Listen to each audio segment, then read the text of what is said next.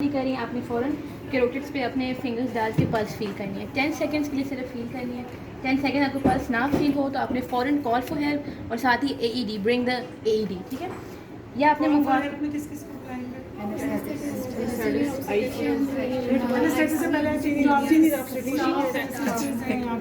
जितने भी लोग अवेलेबल हैं ताकि वो आ जाएं। न्यूरोलॉजिस्ट है, सबको आप बुला लें। कोड अगर आप हॉस्पिटल में तो ब्लू कोड इनिशिएट करा दें। ठीक है, और जब आपके पास लोग आ जाते हैं तो आप एक टीम लीडर या बना लें, ठीक है, जो सारे टाइमिंग्स को नोट करेगा और एक सारा कंडक्ट भी कराएगा। टाइमिंग 4 मिनट्स बहुत इंपॉर्टेंट है। अभी आपने सुना भी था 4 मिनट्स इंपॉर्टेंट है। 4 मिनट पे आपने डिसीजन करना होता है रिगार्डिंग पेरीमार्टल सिजेरियन सेक्शन और 5th मिनट तक वो हो जाना चाहिए।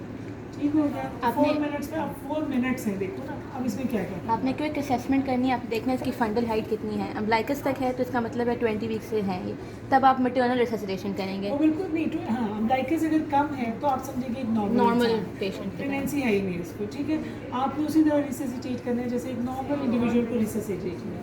बट 20 वीक से ज़्यादा है, अम्बलाइकस पे आपको फंडल हाइट फील हो रही है 20-24 वीक जो है, फिर आपने इसको मैटरनल रिससिटेशन वाली स्पेसिफिक हुई।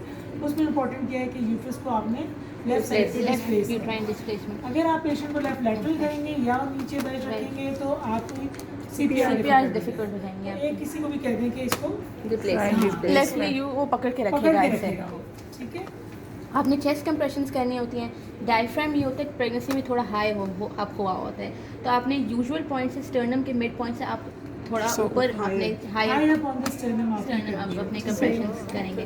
क्वालिटी कंप्रेशंस का ये मतलब होता है कि आपकी डेप्थ हो 5 सेंटीमीटर यानी 2 इंचेस तक डीप आपका कंप्रेशन जाए।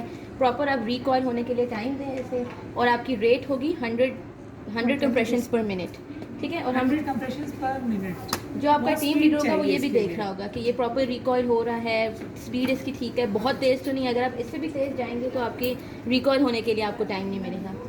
आपने अपने हैंड्स को इस तरह नहीं रखना, 90 डिग्रीज पे होता है मूवमेंट आपकी। बेंड आपके एल्बोज बिल्कुल नहीं मूवमेंट होती है, आपके एल्बोज स्ट्रेट होंगे थ्रू आउट। आपकी मूवमेंट मेनली हिप जॉइंट और शोल्डर जॉइंट पे हो रही होती है। अगर आपका इस तरह पोजिशन नहीं बनी तो आप बेड के ऊपर नीलिंग पोजिशन में आप चढ़ के आप बेड पे चढ़ कर करिए। ये आपके चेस्ट कंप्रेशन हो गए।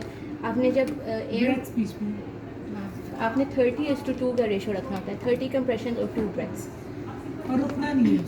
सही। ये नहीं कि आपने जब 30 कर लिए तो आपने वेट कर लिया।